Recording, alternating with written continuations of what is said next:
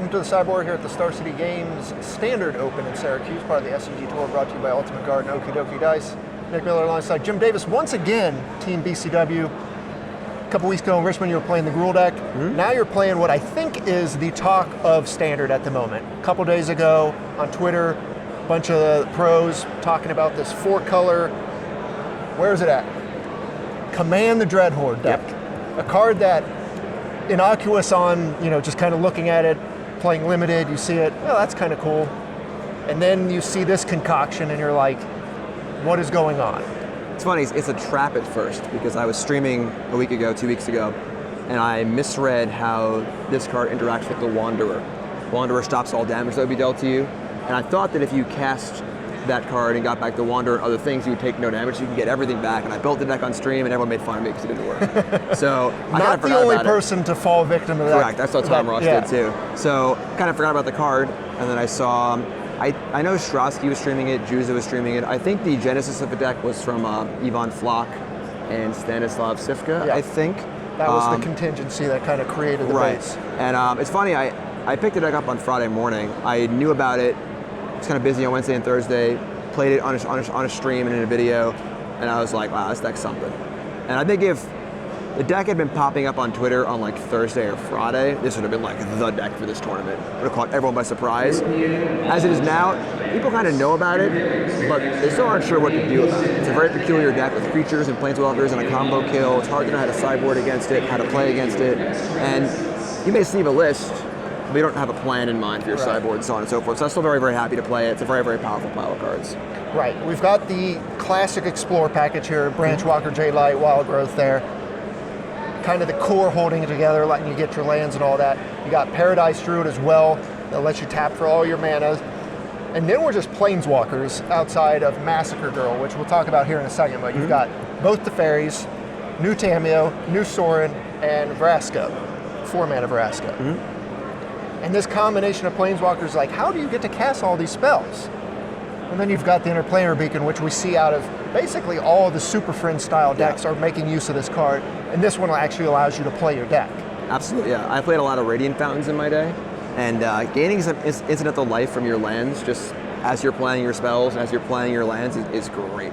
That 5 life adds up really fast. And of course, we're using it as part of our combo, but just as a buffer too. Right. Then we have Massacre Girl. This is the sweeper of choice in the main deck. I think you and Pete are kind of playing a similar list. He said this is actually better in a lot of cases than some of these other conditional sweepers. Yeah, basically it gives you a way to, if you're really behind, you can kind of just use your command the Dreadhorde, bring back some walkers and the Massacre Girl and just mop everything up. Even if you're bringing back some Paradise Druids, enough things where it'll trigger enough times to kill everything, end up with a board of your 2 or 3 Planeswalkers, your Massacre Girl, and then nothing else. And then with so many Planeswalkers running around, I have to imagine a Menace body is pretty nice to have on these board states. Yeah, it's a very, very valid body for sure. It's hard to play one blocker and then have your Planeswalkers survive, and then it attacks pretty well and closes the game pretty well too. Now, talk about command here. Are we just doing crazy big things with this? Are we using it incrementally? What do the games look like when you're casting this card? When you're going for as big as you can, obviously the cool thing about the deck is your Wild Growth Walker package, which already plays very well anyway, is giving you the life you need to fuel it. Sorin was a big addition. One big lifelink swing from Sorin can help fuel a very large command, but occasionally you're just casting it for like 3 creatures. Say you get back a Wild Growth Walker, a J-Light Ranger, and it's a Fairy Time Raveler. Now you're gaining 6 life. You're putting a big presence on the board, you're bouncing their things. And the best things you can do is with Tamiyo, you can loop it. Get back a Tamiyo, minus Tamiyo, get back the Dreadhorde, gain some life, and keep the train going. So Tamiyo is really the linchpin of the entire deck. Without Tamiyo, the deck would not function.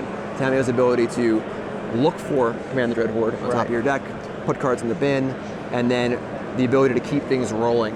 If anything, any part gets thought erasure or something gets countered or whatever it is, Tamiyo puts it all back together very quickly. So Tamiyo is definitely like the linchpin of the deck. What's the craziest thing you've done with it so far in this event? I've had some pretty big ones. I brought back like multiple Wild Growth Walkers and J-Light Rangers on camera from both graveyards. That's mostly it. I haven't cast any disgusting ones. I would have had one against Grixis where I would have gotten a Liliana, a Nicol Bolas, my Planeswalkers, all sorts of stuff.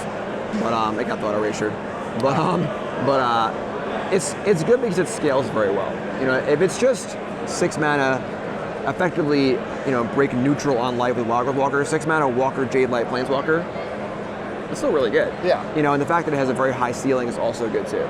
So it's only really a liability in like a mono red matchup where your life total is under extreme pressure. Otherwise, it's just medium value or just game-ending sorcery. Definitely. Sideboard here, we've got 3 Duress, 2 Cry the Carnarian, and 2,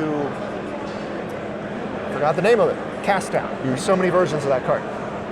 This is where all your extra removal, extra disruption is resting here because your engine here is so, you need all the pieces.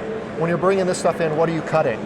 Well, it's kind of cool because like cards like Vraska, it's a Planeswalker, but it kills stuff, you know, and like Teferi kills stuff, other Teferi bounces things, and kind of, Teferi Time Raveler is very, very good. It's your sort of duress / removal spell split card because they can't counterspell your things that in play, sort of like a duress, and of course you can just bounce things with it and buy time.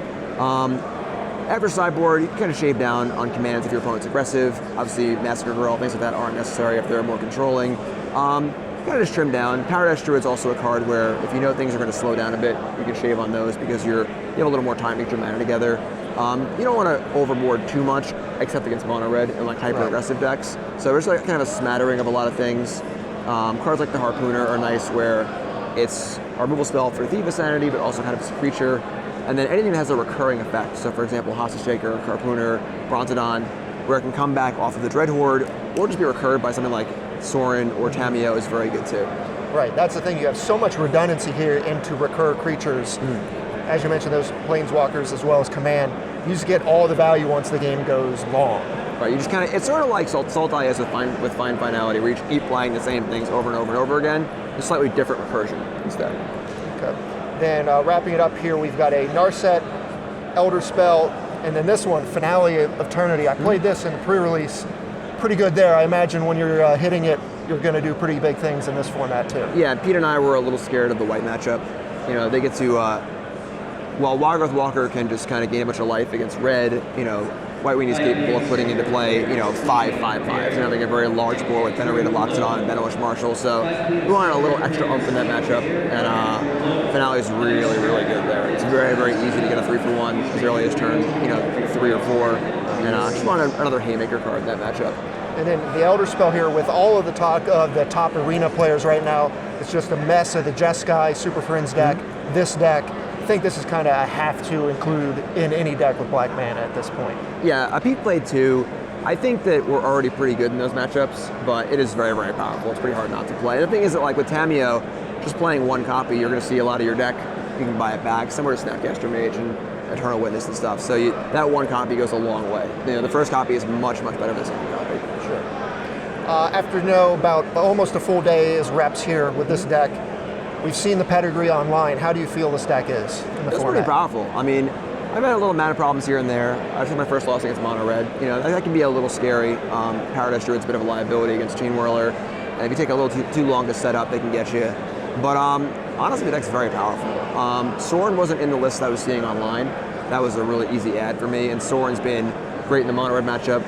And just great as another recursive element. Just being able to keep cycling your Wild Growth Walkers and Explore creatures is really, really important, and Sorin is very good at that. You know, being able to just play Sorin and then bring back a Jade Light Ranger immediately and still have the Sorin in play is a very big tempo swing. So Sorin was a good addition.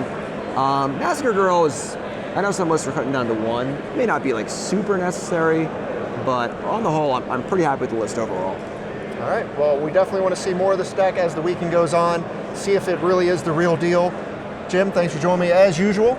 Stay tuned to StarCityGames.com all week long for the action here in Syracuse.